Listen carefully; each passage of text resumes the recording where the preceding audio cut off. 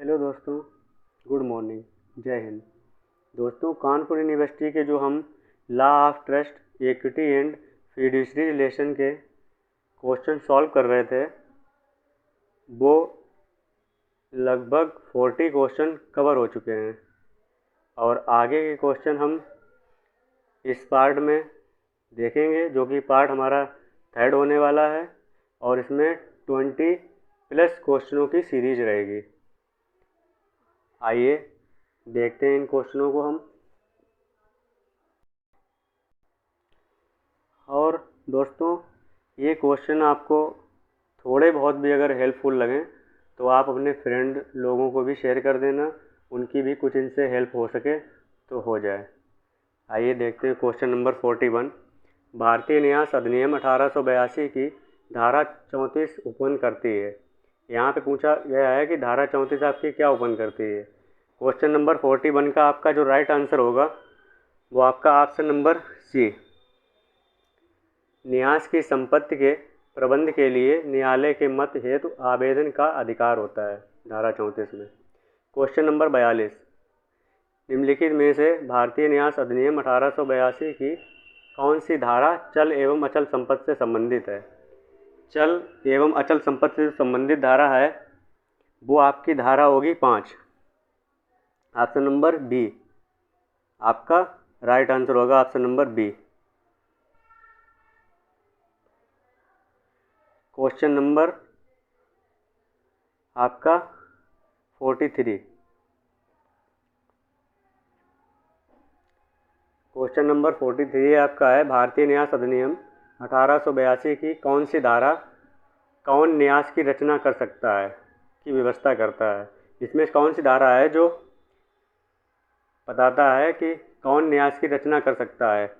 Question number 43 जो है 43 number, इसका आपका राइट आंसर होगा धारा 7, यानी कि क्वेश्चन नंबर सी आपका राइट आंसर होगा। Question number 44। भारतीय न्यास अधिनियम की धारा 14 प्रावधान करती है। यहाँ पे पूछ लिया गया धारा 14 प्रावधान क्या करती है। 44 जो क्वेश्चन नंबर है आपका, इसका राइट आंसर होगा ऑप्शन नंबर सी। न्यासी न्यास का न्यासधारियों के विपरीत व्यवस्था नहीं कर सकता, ये बताया गया आपकी धारा 14 में। Question number 45। एक न्यास में सामयिक हित कौन धारित करता है। क्वेश्चन नंबर 45 जो आपका है उसका राइट आंसर होगा आपका हिताधिकारी, यानी कि ऑप्शन नंबर ए आपका राइट आंसर होगा। क्योंकि एक न्यास में जो सामयिक हित कौन धारित करता है ये पूछा गया है, तो न्यास में जो सामयिक हित धारित करता है वो होता है हिताधिकारी। ठीक, तो क्वेश्चन नंबर 45 का आपका राइट आंसर ए होगा। Question number 46। तबिन सेक्ट्रा बनाम यार्डले 2002 AC 164 के मामले में मुख्य आपत्ति किस बात की थी। क्वेश्चन नंबर 46 जो है आपका, उसका राइट आंसर होगा ऑप्शन नंबर बी। इस केस में आपत्ति इस बात की थी कि एक व्यक्तिगत न्यास अपने उद्देश्य से दूर नहीं हो सकता, उसकी पहचान उसके हिताधिकारियों से होती है। बी ऑप्शन आपका राइट आंसर है। Question number 47। थारनर बनाम मेजर में स्वामित्व विबंधन क्यों था। थारनर बनाम मेजर में स्वामित्व विबंधन क्यों था। क्वेश्चन नंबर 47 का आपका राइट आंसर होगा जो ऑप्शन नंबर सी। क्योंकि वहाँ दावा करने वालों द्वारा आवेदन देकर थारनर की भूमि में रुचि जाहिर किया गया था, योगंश में नहीं। आपका राइट आंसर सी होगा। Question number 48। क्वेश्चन नंबर 48 आपका है, लॉयड बनाम रोसेट के मामले में प्रथम श्रेणी की रचनात्मक न्यास का करार आधारित था। क्वेश्चन नंबर 48 का आपका राइट आंसर होगा option number A. Option number A इसका राइट आंसर है। जोड़े के मध्य स्पष्ट वार्तालाप के साक्ष्य थे। Question number 49। स्टेट बनाम डाउनडेन 2007 2 AC 432 के अनुसार जहां जोड़े द्वारा संयुक्त विधिक संपत्ति धारित किया गया है वहां न्यायालय है। क्वेश्चन नंबर 49 का आपका राइट आंसर है ऑप्शन नंबर बी, उपधारित कर लेगा कि वहां संयुक्त लाभकारी स्वामित्व था। Option number B right answer आपका है। क्वेश्चन नंबर 50, निम्नलिखित में से कौन विधिक खैराती न्यास है? इसमें आपका राइट आंसर होगा ऑप्शन नंबर डी, अपने रिश्तेदारों की गरीबी दूर करने के लिए गठित जो न्यास है वो आपका विधिक खैराती न्यास होता है। क्वेश्चन नंबर 51, क्वेश्चन नंबर 51 आपका है, निम्नलिखित में से कौन सा खैराती न्यास शैक्षिक उन्नयन के उद्देश्य के लिए स्थापित न्यास के रूप में उचित नहीं है? क्वेश्चन नंबर 51 का आपका राइट आंसर होगा ऑप्शन नंबर बी, परमाणु निरस्त्रीकरण को प्रोत्साहित करने वाला जो न्यास है वो उचित नहीं है। 42 क्वेश्चन, क्यों खेल को परंपरागत रूप में खैराती न्यास नहीं माना जाता है? खेल जो है उसको परंपरागत रूप में खैराती न्यास क्यों नहीं माना जाता है? 42 का आपका राइट आंसर होगा option number B,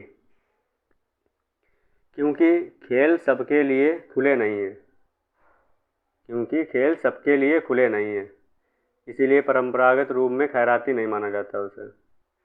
question number 53, एक आपसी इच्छा पत्र में संविदा का प्रतिफल है? आपका राइट आंसर 53 का होगा ऑप्शन नंबर ए, जोड़ों द्वारा अपने इच्छा का अप्रतिसंहरण का वचन। क्वेश्चन नंबर 54, मृत्युशैया दान का आवश्यक तत्व क्या है? मृत्युशैया जो दान होता है उसका आवश्यक तत्व क्या है? ऑप्शन नंबर आपका सी ऑप्शन है जो राइट आंसर होगा, घर के स्वत्व विलेख का जो प्रदान होता है वो मृत्युशैया दान का आवश्यक तत्व होता है। क्वेश्चन नंबर आपका 55,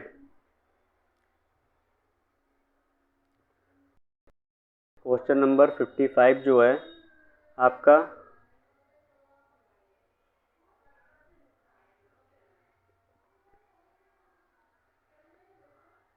प्रतिवादी को रचनात्मक न्यासी के रूप में उत्तरदायी होने के लिए प्रतिवादी द्वारा यह साबित करना होगा कि वह।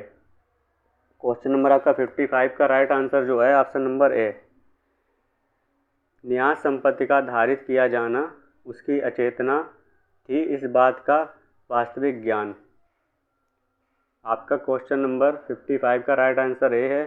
56 क्वेश्चन नंबर, निम्नलिखित में से कौन सा कथन हमेशा सत्य है? इनमें से 4 कथन आपको दिए हुए हैं, इनमें से बताना है कि कौन सा कथन हमेशा सत्य है। ऑप्शन नंबर जो आपका सी है ये राइट आंसर है, न्यासी न्यास संपत्ति का कभी भी पूर्ण स्वामित्व नहीं होता है।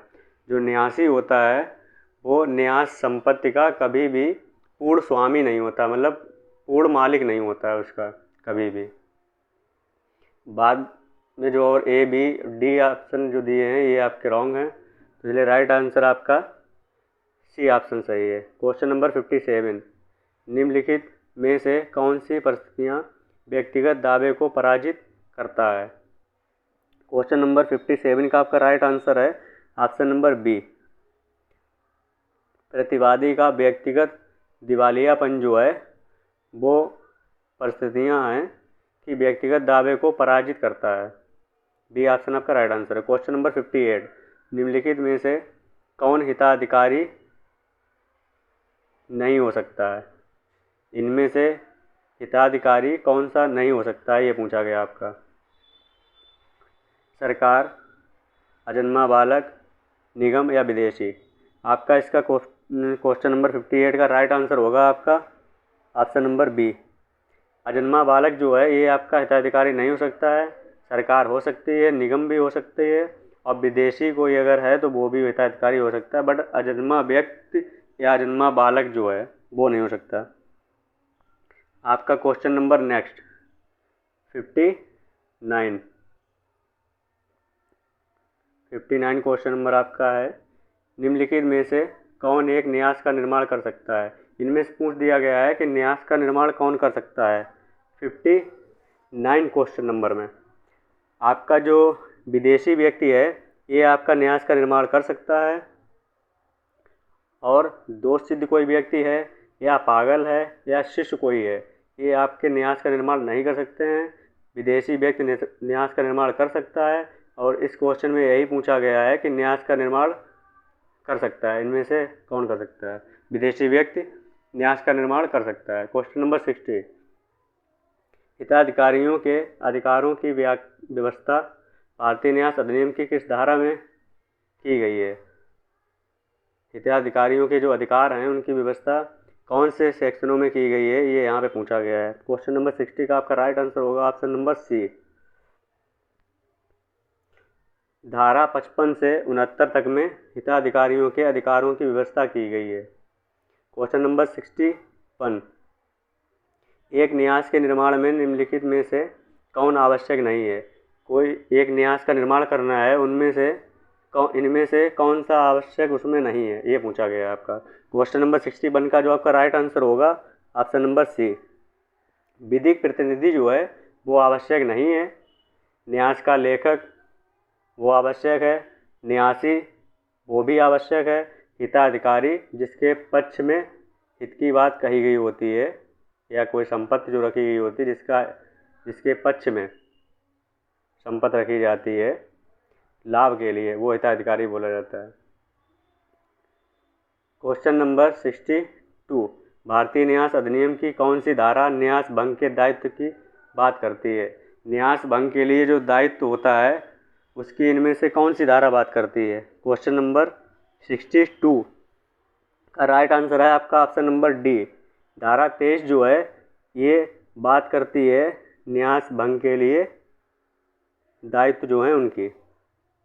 क्वेश्चन नंबर 63, निम्नलिखित में से कौन एक न्यास का निर्माण नहीं कर सकता? इनमें से पूछा गया है कि कौन है जो न्यास का निर्माण नहीं कर सकता है। 21 वर्ष का व्यक्ति न्यास का निर्माण कर सकता है, एक अधिवक्ता भी कर सकता है, और एक न्यायिक व्यक्ति भी कर सकता है, बट एक अवयस्क जो है वो न्यास का निर्माण नहीं कर सकता है। इसलिए आपका ऑप्शन नंबर जो सी है वो आपका राइट आंसर होगा। क्वेश्चन नंबर 64, किसने कहा था न्यास साम्य का केंद्रीय बिंदु और गुठली है? 60 नंबर 4 जो ऑप्शन है आपका राइट आंसर होगा ऑप्शन नंबर आपका ए। बेकन जो थे उन्होंने कहा था। क्वेश्चन नंबर 65, न्यास अधिनियम 1882 की किस धारा में न्यास भंग को परिभाषित किया गया है? धारा 3 जो आपकी है उसमें न्यास भंग को परिभाषित किया गया है। ऑप्शन नंबर सी आपका राइट आंसर होगा। क्वेश्चन नंबर 66, न्यासी निम्नलिखित में से किसके भुगतान की मांग नहीं कर सकता है? न्यासी जो है किसके भुगतान की मांग नहीं कर सकता है? ऑप्शन नंबर ए आपका राइट आंसर होगा। संपत्ति के विकास के लिए उसके द्वारा किए गए जो खर्चे होते हैं उनकी मांग नहीं कर सकता है। क्वेश्चन नंबर 67, निम्नलिखित में से कौन न्यासी नहीं हो सकता जब तक हिताधिकारियों के व्यक्तिगत विधि अन्यथा अनुज्ञा नहीं देती है? क्वेश्चन नंबर 67 का आपका राइट आंसर होगा ऑप्शन नंबर सी। एक अवयस्क एक विवाहित महिला, ये दोनों होंगे। नेक्स्ट क्वेश्चन नंबर 68, धारा 60 भारतीय न्यास अधिनियम के अनुसार कौन सा व्यक्ति उचित व्यक्ति नहीं है जो न्यास का व्यवस्थापक बन सके? इनमें से आपका जो क्वेश्चन नंबर 68 है उसका राइट आंसर होगा ऑप्शन नंबर डी, ये सभी, यानी कि एक विदेशी शत्रु भी, एक विदेशी अधिवासी भी, हिताधिकारियों के हितों जैसा हित रखने वाला व्यक्ति, ये सभी जो हैं न्यास का व्यवस्थापक नहीं बन सकते हैं। ऑप्शन नंबर डी आपका राइट आंसर होगा। क्वेश्चन नंबर 69, क्या हिताधिकारी अपने हितों का स्थानांतरण कर सकता है? केवल यदि वह संविदा योग्य हो तो। ऑप्शन नंबर आपका जो 69 का राइट आंसर होगा option number C. Question number 70, भारतीय न्यास अधिनियम के धारा 60 के अनुसार एक न्यास संपत्ति में हिताधिकारी के अधिकार होते हैं। क्या अधिकार होते हैं इसके? ऑप्शन नंबर डी आपका राइट आंसर होगा इसका।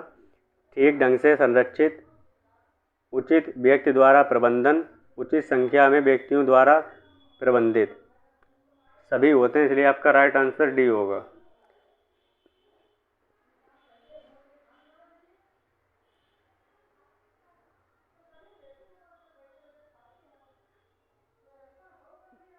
ठीक है दोस्तों, मिलते हैं अगले पार्ट में। जय हिंद।